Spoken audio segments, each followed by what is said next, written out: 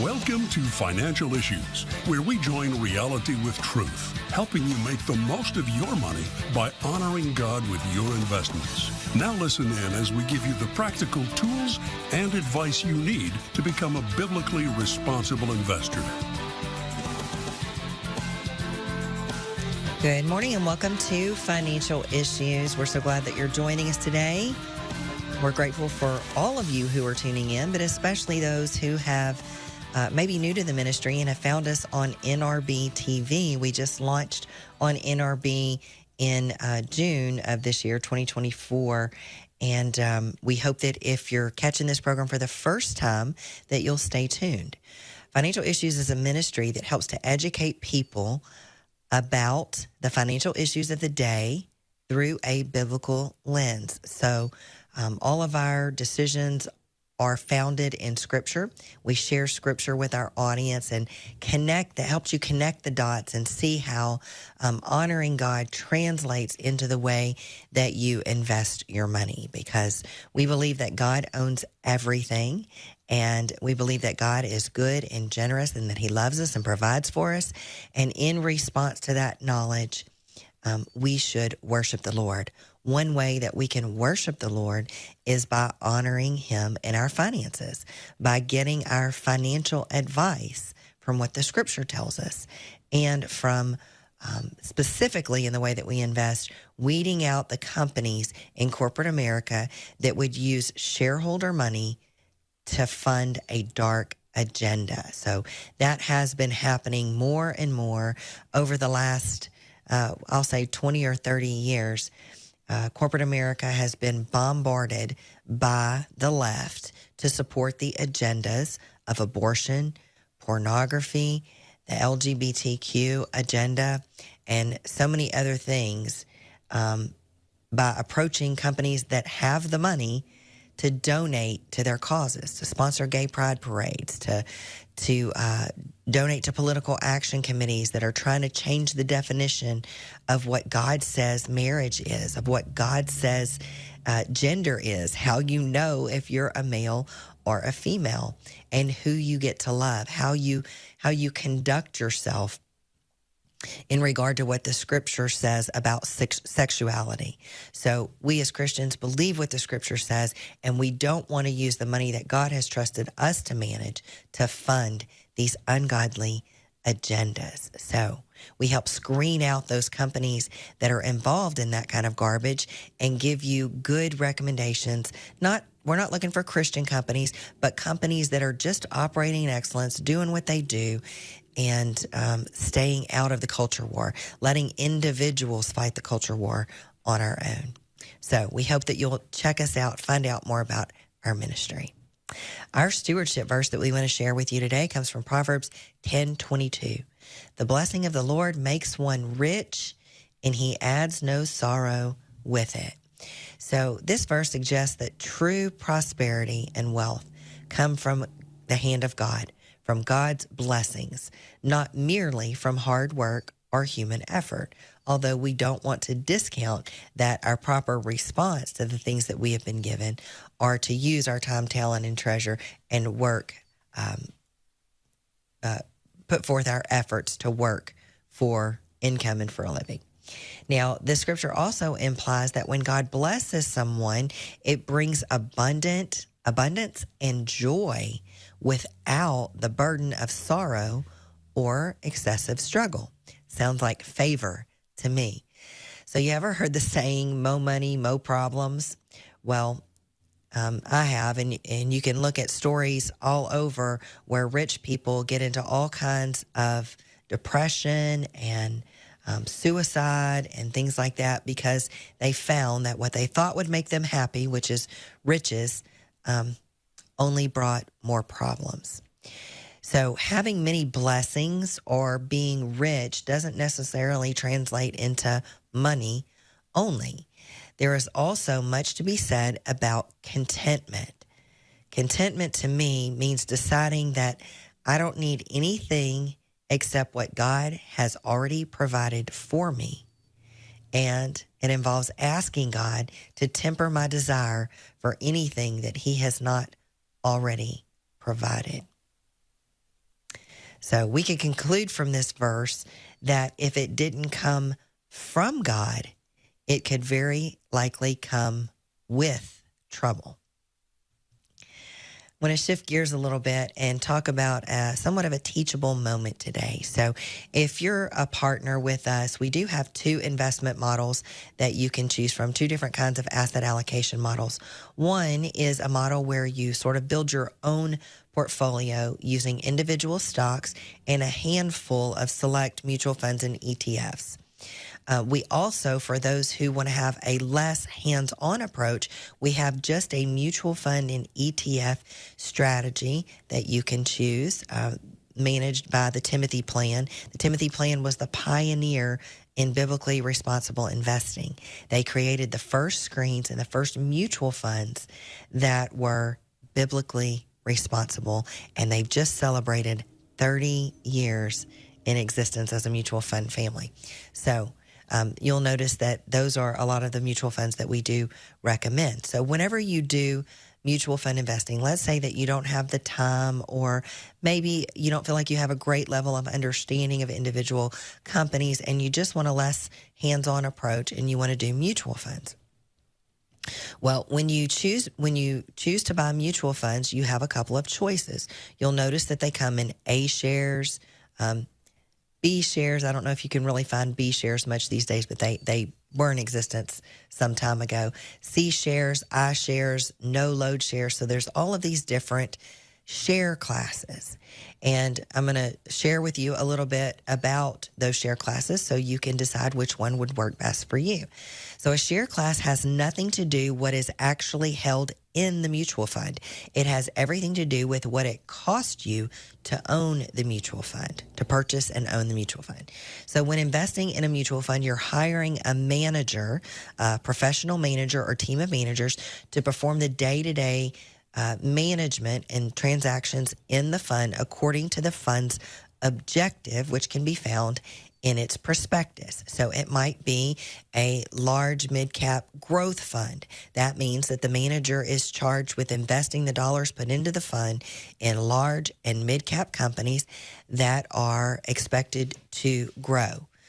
On the flip side, it could be a fixed income fund, and the managers could be charged with finding good fixed income investments that achieve that objective.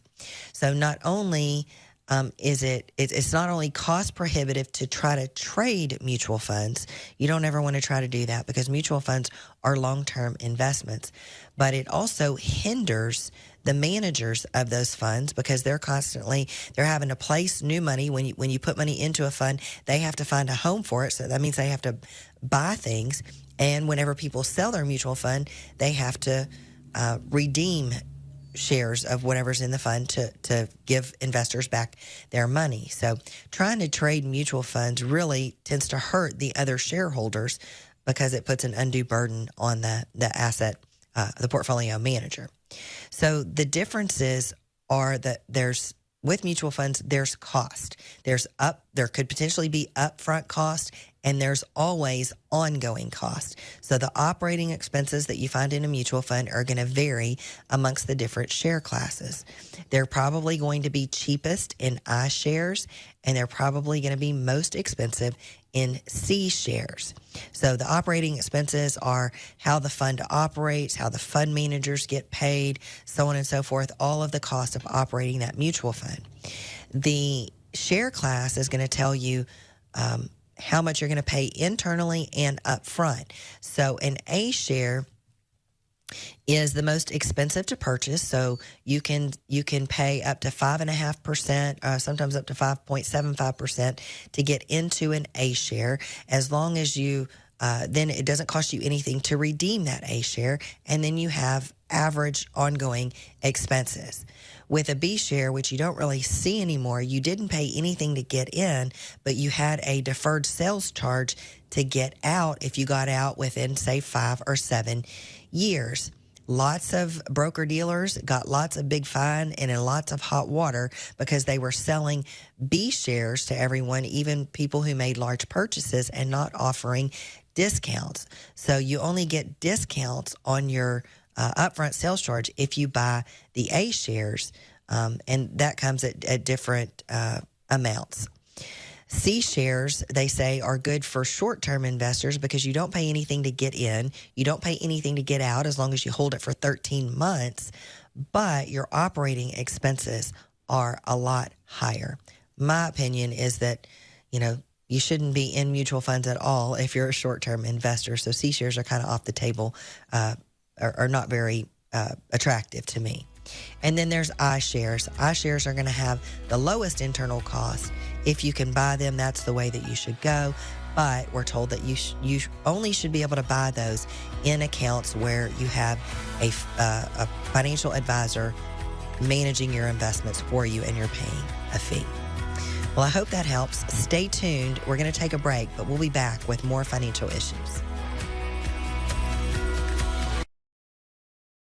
My name is Valtasia. I have 5 kids total. I was basically a single mom. I didn't have an address to my name. And here it comes, that not just one baby I'm finna have, it was 3. I honestly was not gonna keep them. I had it in my mind deep down inside that I couldn't do it. I came straight abortion minded. What changed my mind was I talked to the counselor and, very encouraging. They'll also tell me, you're not going to be alone. If you need anything, reach out to us or anything. I was amazed. I definitely have a challenge of having my babies. A lot of people would ask me, how do you do that?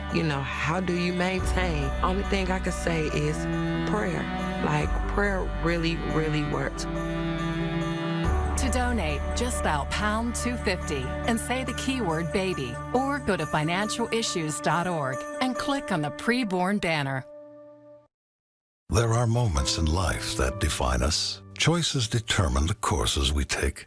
Choices that create life, or those that save a life. And some make life worthwhile. There are decisions to stay or to go, to remain the same, or to grow. Sometimes we pray and make peace. Other times we take a stand for what we believe. In celebration, mourning, triumph, and defeat, we are invested in every decision we seek. Despite differences, we have one thing in common: the desire to do all for the glory of God. Keep your wallet aligned with your heart and your investments in harmony with your faith. Timothy Plan. Biblically responsible mutual funds, ETFs, and retirement plans. Before investing, carefully consider a fund's investment objective, risks, charges, and expenses contained in the prospectus available at timothyplan.com. Read carefully before investing.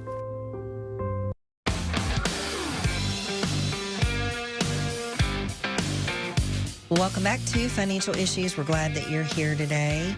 We have a lot of questions that have come in from the website and from social media, so we're going to get to answering some of those. And I will say this: if you have questions about the things that we talk about on the show, or if you just have questions about your financial issues in general or biblically responsible investing, there is a feature on our website at financialissues.org where that you can click on to send in a question to the show. So, when we are live, we do have the phone lines open where you can call in and ask, but we know sometimes people are a little bit shy, so that's a great alternative. You can also post questions on social media.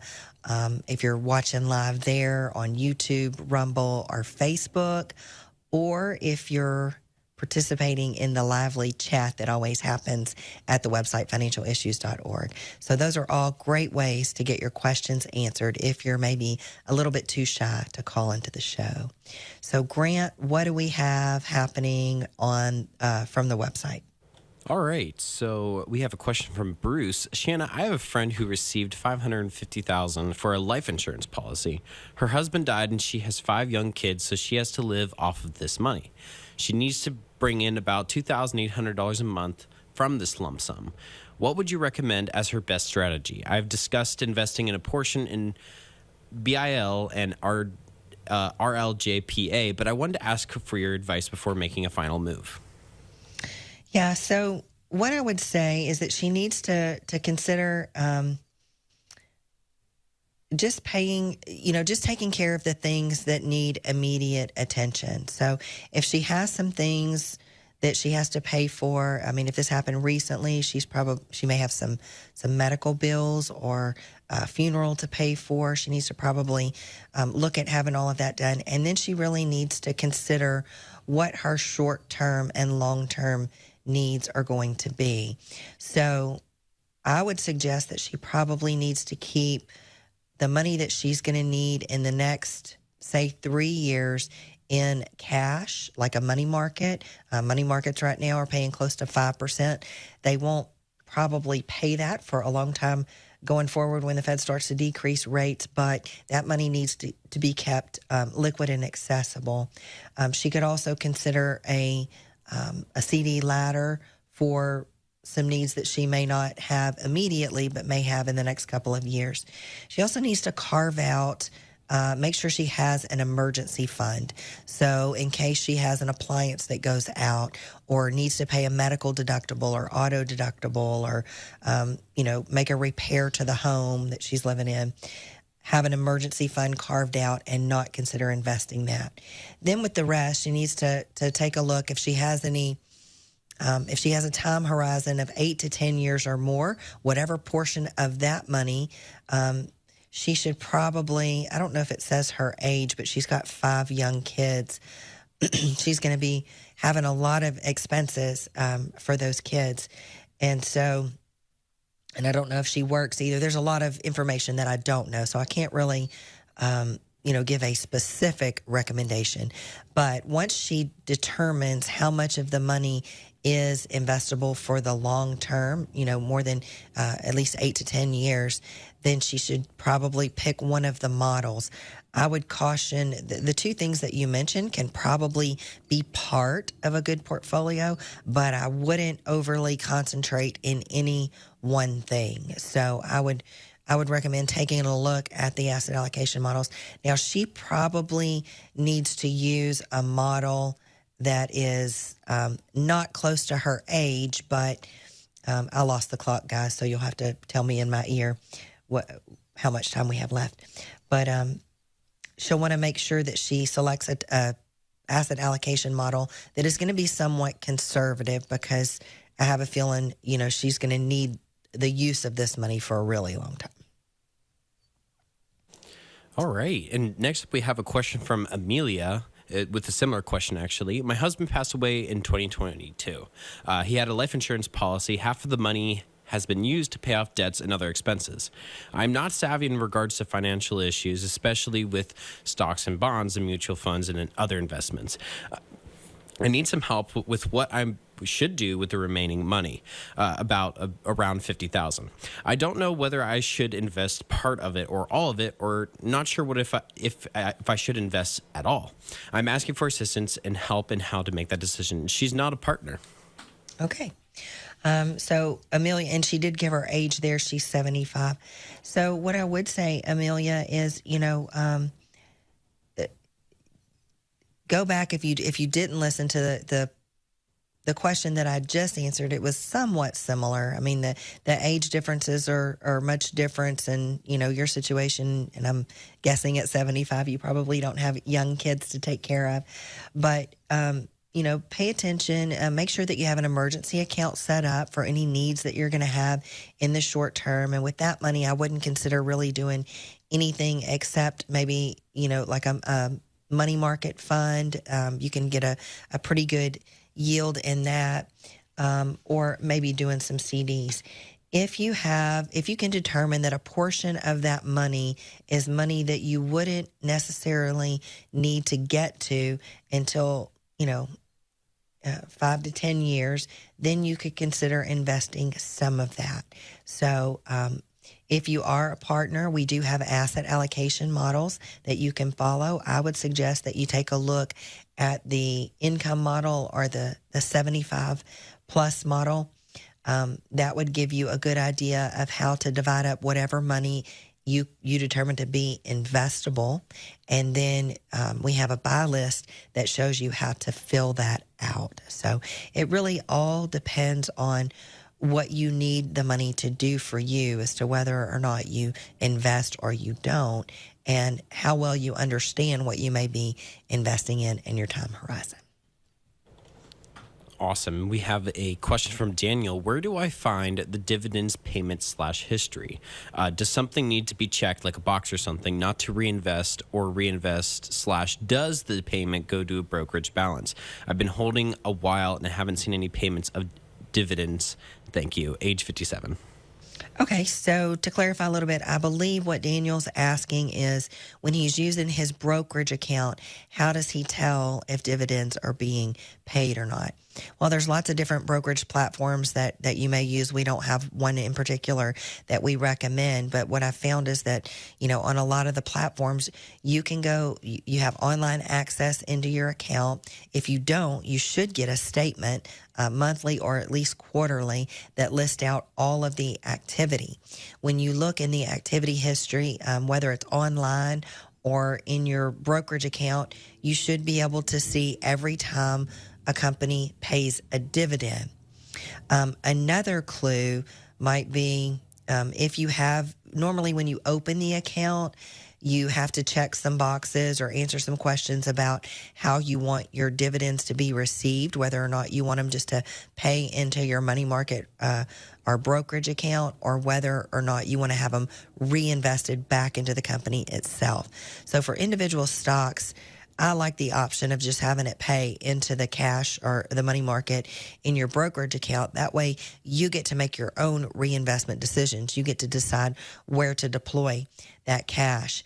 But if you're looking at the number of shares of stock that you own, if you've had this for a while, I would say at least 3 months, and you're sure that some of the holdings that you have should have paid dividends by now, you can tell because in the number of shares. So you normally don't buy fractional shares. Let's say that you started your purchase with 100 shares, but now you go back and you look and you see you might have 101.5 shares. Well, that's an indication that that particular investment is reinvesting back into itself, where you won't see the money go into the cash part of your brokerage account, but you see that the number of shares that you own increases. Awesome. And with the remaining 3.5 minutes we have a question from Sherry. Good afternoon. Hope you're all well, or good morning, rather. I'm confused why on the asset allocation models, why TM22 and ETF1 are included in the Timothy model, but not included in the investment model. Can you please help me understand? Thank you, and have a blessed day. Age 57. Sure. Well, that goes, I can kind of build off what I talked about in the first segment there about mutual funds and what they're designed to do. So whenever you do purchase mutual funds or ETFs, those are diversified investments that have professional, either professional management, as in the case of mutual funds, where a professional manager is making all of the day-to-day decisions, and you may own, anywhere from 50 to 300 or 400 different stocks in any one mutual fund. An ETF is passively managed, typically, especially the ones on our list, which means that they're the things that are inside the ETF are professionally selected and then reselected through the filters, through the use of filters every 6 months. So mutual funds and ETFs in and of themselves are already diversified. With the individual models, you're sort of building your own mutual fund or ETF by choosing individual stocks from our buy list. So there are a handful of ETFs and mutual funds that are used in the investment strategy where you're kind of building your own. And that's in areas where it's either challenging for us to put together, it's challenging for us to put together a fixed income portfolio. So we'll use some of the bond funds that we know from a company that we know is biblically responsible, or say in the international space. So we do have some companies that do trade on U.S. exchanges. When they trade on U.S. exchanges, the transparency is there, the reporting is there, and the biblically responsible data we're able to discern that. But in some companies that only trade internationally, the transparency is not necessarily there. So we rely on those mutual funds and ETFs to give us that exposure that is not especially easy to find. So I hope that helps you. So you want to choose one or the other. You want to build your own portfolio, or you want to use the mutual fund strategy, and that's the reason that they're not found in the same mutual funds and ETFs aren't all found in the investment strategy. Well, folks, Seth is going to be back from vacation tomorrow. We'll be here, Lord willing, we'll be here with you live. So the phone lines will be open tomorrow. If you've got questions, plan on calling in at 8 a.m. Central Time, 9 Eastern Time. Our phone lines will be open tomorrow. So if you listen to a station that only carries the short version of the program, we bid you a farewell. If you want to watch the full show, go to financialissues.org, or better yet, download our phone app so you can get every episode when it's. Hi, this is Sheena Bird, the host of Financial Issues. The Financial Issues family is so blessed to have saved tens of thousands of babies, all thanks to the generous support of you, our listeners and viewers. For $140, you can sponsor 5 ultrasounds. Please go to preborn.org, that's preborn.org, or financialissues.org, and click on the Preborn logo. Save a baby, save a life. Samuel Case, news anchor with FISM News, sits down to read real comments from real viewers. All righty, let's see a bigger one here from Spectrum Nomad. That's a fancy name. Finally, a non-biased news source that tells everything how it is without having to push their opinion. You know, it's not necessarily true we're not biased. We are Christian, we are conservative, but you're totally right that we don't try to push our own opinions or commentary in the story. So it's really great to hear that you're picking up on that. Remember the good old days when companies stuck to just selling their products rather than using their profits to push an agenda? When you invest in a company, you become an owner of that company. And more businesses are now using your money to fund woke projects. We're called to be good stewards of all we have, and that includes ensuring your investments align with your biblical values. Thankfully, that's where Financial Issues can help. For over 25 years, Financial Issues has stood as a leader of biblically responsible investing, encouraging the body of Christ to keep funds out of companies that dishonor God. We provide Christian investors with the tools they need to build fiscally and biblically responsible portfolios. We're at the forefront of the fight, helping you not only with your finances, but advocating for truth and godly wisdom. For more information, go to financialissues.org. That's financialissues.org. Where's Mima? We found out Shepard's diagnosis when I was about 17 weeks pregnant. We learned that he was going to need a series of surgeries after he was born in order to give him what they considered a normal life. And we weren't sure how this worked. Yeah, very emotional, very, very broken. And as my wife just said, not sure how this worked. And called Samaritan, and they said, you just go have that baby. You leave the rest to us. And just to hear the confidence on the other end of the phone of, this is not something that you need to be concerned about at all. You focus on the health of your family, the health of your baby, and we will walk with you every step of the way. Of Financial Issues. Securities offered through G.A. Reppel & Company, a registered broker-dealer and investment advisor, member FINRA and SIPC. Opinions expressed by Shanna are hers alone and are for informational purposes only, and do not necessarily represent those of G.A. Reppel or the outlet on which you are listening. You should consider how the information applies to your situation prior to personally implementing it, and consult any financial professional you work with to make sure it's applicable to your financial plan. Welcome back to Financial Issues, everybody. It is great to be here with you all today. Got a special treat for you coming up here. We've got Twyla Braze, the president and co-founder of CCH Freedom, on with me. It's been a while since we've had Twyla on, and we're always so thrilled to have her. Twyla, welcome back. Thanks for joining me on the show today. It's good to see you. Well, it's so good to be here. Thanks so much, Seth. Yeah, you're very welcome.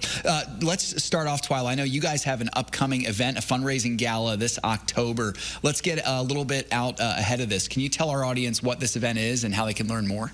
Sure. Yeah, it's called Physician on Fire, and we have Dr. Mary Talley Bowden, an MD out of Texas, who is the one who filed the successful lawsuit against the FDA. So she was the one that the judges said she was the only one withstanding in the lawsuit, and she won in March. And so she will be our keynote speaker, and she will be talking about what it was like to file a lawsuit against the government and then win. So it's really hard to win against the government, but she actually did it. She's also part of our Wedge of Health Freedom. So she is a cash-based doctor who doesn't, take orders from anybody else except herself and the patient. And so we're very glad to have her. So it is Thursday, October 3rd, and it is an evening event. It is a fundraising event for our organization, and we would love to have people come. All the information is on our website at cchfreedom.org, cchfreedom.org. And we do have some people already coming from out of the state. Excuse me. So, your listeners coming would be just great, and then I get to meet. It's awesome, Twyla. And tell us where this is. Is this in your home state up in Minnesota? Yes, it's very close to the Minneapolis-St. Paul airport. So the address is Minneapolis, but it's not anywhere near downtown Minneapolis. And so, it's just probably 10 minutes from the airport. Great. Awesome. CCHfreedom.org is where people can get more information on that, Twyla, cchfreedom.org. Awesome. That's right. And one more thing for you, Twyla, with what you had mentioned there. You had mentioned the Wedge. I know we have some new members of our audience. Could you remind them what the Wedge is? Oh, sure. The Wedge of Health Freedom is our online directory of cash-based practices. We have almost 500. We also have cash-based pharmacies, dentists, and surgeons and surgery centers in there. And then eventually we hope this will be the foundation of a brand new parallel healthcare system of freedom across the country. Awesome. Thank you for that, Twyla. Well, let's get into, obviously, this is an important year here, 2024, and beginning with the election. What insight do you have as to the potential healthcare landscape change that could happen if Trump and Vance were to retake the Oval Office in 2024? What changes could you potentially see? Well, I think we would see some things that Trump did would come back because Biden got rid of them. Things like short-term, limited duration policies for people who don't have a lot of money but do want coverage. So this was a really good idea that Biden essentially got rid of. I think we would also see, what we did for Medicare was get an opt-out from President Trump through an executive order, and COVID intervened, and then he didn't get reelected, and Biden rescinded the executive order. And what your listeners may or may not recall is that the Clintons in 1993 tied Medicare enrollment with Social Security benefits and said if you don't enroll in Medicare, you can't have your Social Security benefits. This is not a law, not a rule, not a nothing, except their initiative. And so we did get that executive order. It took us 3 years to get it, and we would try to get it done in the very first year. So there would be 3 years of people being able to opt out, those who want to. Now, a lot of people won't want to, but we need to open the door, because while there is Medicare and while you cannot get out of it, there can be no health freedom in this country. People don't understand that. I think we will also see Trump bring back his freedom of conscience for healthcare workers that Biden essentially decimated. We would stop Kamala Harris's plan for Medicare for all. And we would probably stop all of the money going for illegal immigrants, the Medicare and Medicaid enrollment that they're letting illegals do. And so I think we would stop that as well. I think there's lots of other things, too. The thing we don't know about Vance is that he He's a venture capitalist, and he has his fingers in a lot of the healthcare industry, from data to pharma to devices. And what we can hope is that he really believes in the free market, not in a collaborative agreement between government and business, to impose things on the American public that both the business and the government want. So, I guess we would see where that would go. Yeah, definitely. So seems like, and this is not a promotion or condemnation of either candidate, but it seems like one, method seems much more freedom-based and the other one not so much. Twyla, regardless of what happens in the 2024 election, in your opinion, what must the next president of this country do to address some of these issues that we've been having in the healthcare sector? Well, like I said, we definitely have to allow people to get out of Medicare. And one of the reasons that I will say that is because in 2036, it will only be able to pay 89% of its bills. And that means probably that we're just going to move into a more frequent rationing of care for anybody who is in Medicare, particularly through Medicare Advantage. We are, by the way, coming out with a handbook on Medicare that people might find very useful once it gets out. It won't be until fall. But the other thing is we've got to get back to privacy, because he who holds the data makes the rules.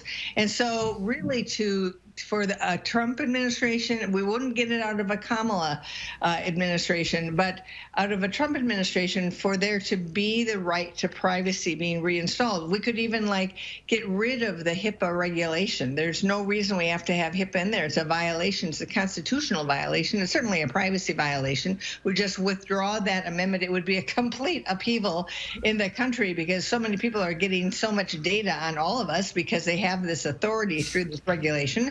But it should be gotten rid of. To set people free to have real insurance, that's the other one. The Affordable Care Act says you can't have catastrophic coverage if you're over the age of 29. Well, that should never be. So we either have to undo that, or we have to basically say, notwithstanding that particular law, we are bringing back real health insurance. And the people who want to opt out of Medicare, and there are people who want to opt out of Medicare because they know they want to get to their secondary insurance, which is far better coverage. They would love to have also the option of a real health insurance policy that's affordable and only for insurable events, because that makes it really affordable, because most of us don't have insurable events. Most of us have routine and minor care, and Medicare is going to be 80 million people. Imagine the market for real insurance that could be built. So I think that those are the kind of things that any president should do to keep freedom in this country.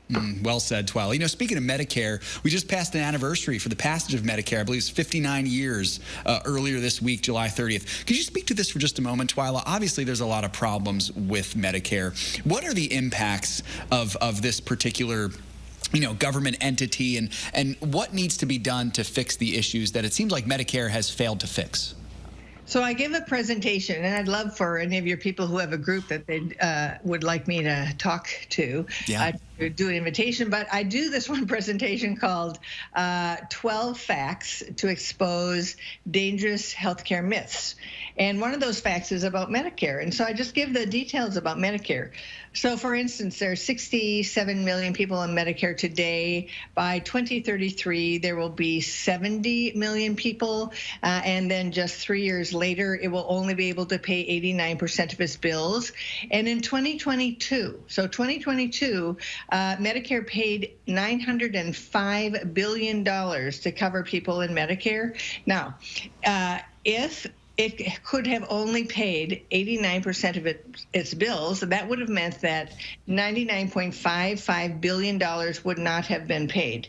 So who would pay that, and what does that mean for physicians deciding to either leave Medicare or not take Medicare patients, or what does that mean for the future? So there needs to be an escape route from Medicare. There needs to be something for the young and for those who are not dependent anymore on Medicare, and that's real insurance.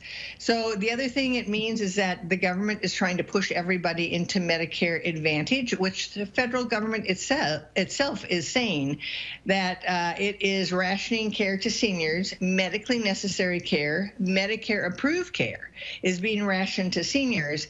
And this is very lucrative for the health plans that are doing this, because they just deny and deny and deny. And then if you appeal, 75% of the time they will overturn. But only 1% of the time does anybody who is denied ever appeal. And that's because it's a burdensome process. So again, very lucrative for the health plans who just deny, and then see who has the wherewithal, who has the ability, who isn't sick enough that they can actually appeal. And okay, then we'll give them the care. But the rest of the time, we just keep the money. Twyla, that's why we have you guys, and we're so grateful for you. Folks, cchfreedom.org, cchfreedom.org. If you want Twyla to come and speak at an event, if you've got something that you feel like she could be able to do that for, that'd be a great thing to do as well. And make sure to check out that event that they have coming up, the fundraising gala in October. Twyla, we always run out of time. Such a bummer to have to say goodbye, but I appreciate you so much, and I look forward to the next time that we get to do it, Twyla. We'll be right back, folks, after this break. Stick with us.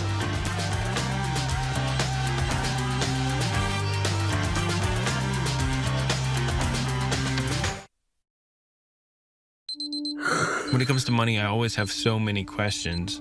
I never know where to go to get answers to those questions. They never really teach you this stuff in school, like some of the best ways to handle it, how to save, when to invest, where to invest, even just what to do with the money. And if I put it in the stock market, what's the best way to protect from losing it all? That fear can be paralyzing. You don't really know what decisions to make. As a Christian, I don't want to give my money to people who are going to use it for things that God hates. When I discovered financial issues, it was like a burden was lifted off my shoulders. Not only did I gain access to a simple investment strategy that I can manage myself, I also have the peace of mind that my money will not be going to companies that actively promote things that God hates. Financial issues has allowed me to experience peace in my investments. Invest your money in a God-honoring way. Go to financialissues.org. How is Timothy Plan continuing to lead the fight as you guys now enter your fourth decade of leading this fight of biblically responsible investing? We've been too silent for too long, and we can no longer be silent. You stand up, like Ronald Reagan said, you know, we're only one generation away from losing all of our liberty. Yeah. It has to be fought for. I wish it didn't. And you can fight for it. You don't need guns and ammunition and that. You can fight for it, especially with your dollars, because it's always about the money. And when the money starts impacting people, they start paying attention. You know, when we launched this, they said it couldn't be done, but here we are 30 years later. They said you couldn't get competitive returns, but here we are. What a tremendous testament of God's grace.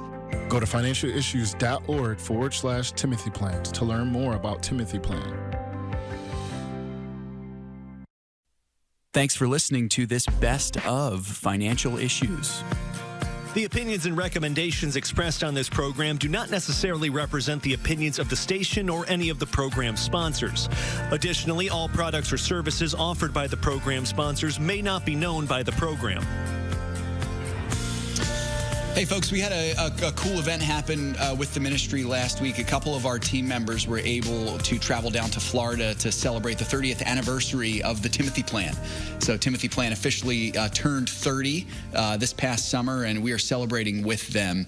Just a wonderful joy it is to be able to stand with Timothy Plan and with Art Alley and with the team over there. They do such a great job of leading the way in biblically responsible investing, and it's an honor for us to come alongside of them as well. So join me in wishing Timothy Plan a happy birthday, and if you're interested more in what they do, check them out, timothyplan.com, timothyplan.com. All the biblically responsible mutual funds, ETFs, retirement plans that investors could want if they want to please God with their money. Timothy Plan's got them. timothyplan.com. They're doing some great work, and we appreciate them so much. Phone lines are open, folks, if you want to join the conversation, 610-363-1110. So many of you have said your congratulations to me and Megan. I appreciate you all so much. Thank you for those words of encouragement, both on the chat and on Facebook. I see Gene on Facebook over there. Good to see you, brother, as always. Grant, let's get to, actually, before we get to those questions there, markets trending upward continuously. So looking like could be a positive day for the markets here as they've just opened. So we'll keep an eye on that there. All right, Grant, let's get to what we've got on social. All right, so we have a comment from Eddie. Sure. It is such a blessing to wake up each morning with another day that the Lord has given each of us. We have the knowledge and experience that the Lord is in control and watching over us. FISM is a tremendous bonus blessing. Amen, Eddie. Thank you for that, brother. I know this is a comment from yesterday. We weren't able to get to it, but I wanted to give you a shout out there. I agree with you completely. Yeah, and this is what we need to remember, folks, is that the Lord is in control. And please, don't hear me say that and tune out. I know it's so easy to do that because you hear it a lot, but we have to anchor our lives on that truth, especially as we see the chaos around us, especially if the 2024 election goes one way or the other. We need to be ready to be able to say, no matter what happens, come what may, I am confident in the Lord. And that's what we have to do. And so I'd encourage us to resolve to remember that no matter what. And I hope FISM can be that bonus blessing that you said there, Eddie. I want to encourage everyone listening that, if we say something you don't understand, we say something you don't agree with, reach out to us. That's the beauty of this. I love this show so much because it really is just a conversation that I am having with you. Shanna's having with you when she's on. Dan did it for 25 years. It's a conversation. We're talking to you, trying to explain the wisdom that we have to you, answering your questions. It's a beautiful thing. The only difference is there's a microphone, cameras, and several thousand of you watching. That's really all it is, and listening as well. So not really much different, though, than just a normal conversation. But, Eddie, I'm so grateful that FISM has been a blessing to you, and I hope that we can continue to be so, my brother. So thank you for those encouraging words. What else do we have there, Grant? All right, we also have a comment from Brandon. In light of the recent show on tithing, what is your opinion on investing a small part of your tithe? In some ways, it seems that if I invest to be smart with my money to help it grow, it makes sense to use the same logic to be smart with God's money. Is this a good, bad, or neutral idea in your mind? And when he says my money, it's in quotations, and God's money. Yeah. Good question, Brandon. Just to recap, on Friday we did a show on tithing. So if you missed that, Friday, July 26th. By the way, before I answer that question, let me just say as well, some of you curious about that show on business ownership. July 17th was a show that we did on business ownership. But getting back to Brandon's question here. So we did this show last Friday on tithing, and we talked about the history of tithing and kind of how to make some sense of it from a biblical perspective. We answered some questions on it as well. So Brandon, your question's a good one. My assumption in your question, brother, is that you are intending to carve out a small portion of your tithe, so say 10% of your 10% or 20% of your 10%, and put that small portion to work in the markets with the hope that the end result would be to have more money sometime down the road to then eventually tithe. I hope I'm understanding you correctly, and if I am or am not, either way, please reach out and let me know. But I'm going to assume that's what you're talking about based on what your question says. And I like the logic behind it, Brandon. I think your logic's right. Seems to me like your goal is you want to get the most out of the money that God has given to you. And that's really good. I think that's fantastic. Now, if I'm understanding your question right, here's my opinion on this. I would be cautious about doing this. I would be cautious about carving money away from its intended purpose of being part of your tithe. I got a few reasons for this, but I would say, if you're asking, is this a good idea, bad idea, or neutral idea, I might consider it not the best idea. And let me just tell you why. First, investing is always a risk. So we talk about that on the show a lot, that you cannot invest without the understanding of some risk. On our show, we help you to understand the concept of wise risks and well-calculated risk. It's not gambling, but it's still a risk, to be sure. And so there's a chance, Brandon, that if you take out some of the money that is intended for the tithe to put it to work and it doesn't do well, you actually end up with less than you had. You're better off guaranteeing that the money that you have right now is going to what it's supposed to go to, which is back to the Lord. That's my opinion on that. That's the first point. Because investing is always a risk, I don't know if I would put that money to risk there. Secondly, let's say your carved out money does make a profit, and that's great. But the problem comes when there's the temptation of loving money, and that temptation grows the more we have. Now, I'm not saying investing is bad because of that. I think you should invest, and I think you should celebrate when your money grows. That's a wonderful thing. But you need to understand as well that there's a spiritual element to that there's a temptation to love that money, and the more that you have, the more the temptation is going to be stronger. In this case, I think spiritually, you're better off parting ways with the money now and trusting it to God right away as soon as you can. And in so doing, Brandon, you'll actually save yourself the temptation of wanting to hold on to it after it grows. You know, it may be, I don't know, $5 right now, and you invested a little bit, it turns into $15 or $20, and all of a sudden, you know, that $15 or $20 looks a little more attractive. You could take your wife out to a nice dinner. Well, maybe not with today's inflation, but at one point you could have taken your wife out to a nice dinner with that money. Maybe you could go to a fast food restaurant now with that and get one meal. But you see the point there. The more money you have, the more attractive it becomes, good or bad. And so spiritually, you'll save yourself the temptation of going back on the promise that you made by just parting ways with the money when you have it. That's the second reason. Third, this is the last one, and I think this one might be the most important, is that the method that you might be suggesting could, unfortunately, force you to have to delay your tithe. I would never tell anyone to wait to be obedient to God, especially if you're following our model, which is a good model. So if you apply the FISM model to what you're saying here, Brandon, you will have to wait 8 to 10 years at least to take that money back out, right? I would not want anyone to wait to be obedient to God, especially with an obedience like this that also comes with blessing. Malachi 3:10 tells us this, that God promises blessing when we bring our tithe. I want you to give it to the Lord immediately. And I'll give you an example here. When I ask Eloise or Josiah to obey me, my desire is that they would do it immediately. That's my desire for them. I believe it's God's desire for us also.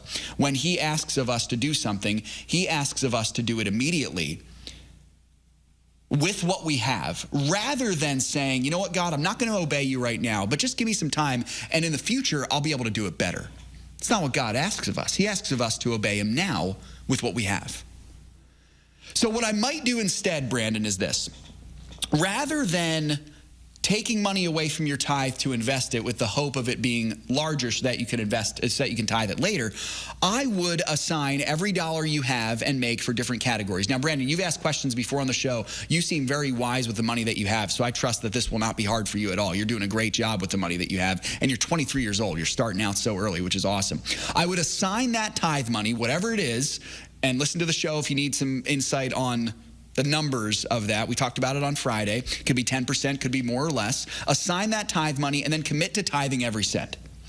And then what I would do is I would take your logic with what you said in your question and try using that for the money that you might use for kingdom purposes. So being generous, maybe offering that money to another organization that's not a church, giving to other ministries, something like that, if there's someone in your church as well. I think it's a great concept, but I think your tithe money is too important to risk it and to delay it as well. And again, your logic is right on. I love it. But think about it this way. It's much like the concept of investing the money that you live off of. If someone came to me and said, hey, I'm thinking about investing this money that I need to pay my mortgage next month, but I'm going to put it in the stock market, I would tell them, no, don't do that. That money is too important. Use it for the immediate need and set aside other money that you don't need to invest. It's the same with your tithe. Your tithe is too important to not do it now and also to risk possibly losing it. So what I would do is trust that what the money that God has given you right now is enough for right now. That tithe is enough. You don't need for it to grow according to the markets to be able to be obedient to God. Be obedient right now. Set aside that tithe, and remember this, Brandon, I think this is most important. Trust that God is a better multiplier than the equity markets are, right? God can grow your money way more efficiently. He can multiply it way more than the equity markets can. Put it back to him. Give it back to him rather than putting it in the markets, and watch what he does with it. And I believe that your obedience will be tremendously blessed if you do that, brother. I really do.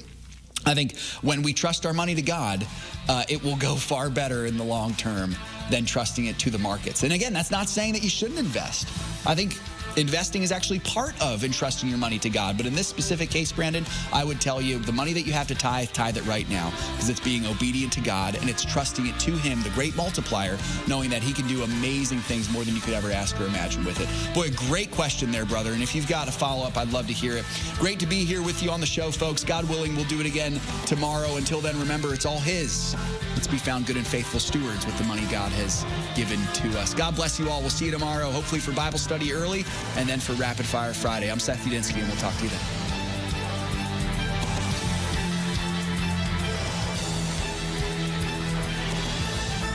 If we ever forget that we're one nation under God, then we will be a nation gone under. Thank you for joining us. This has been an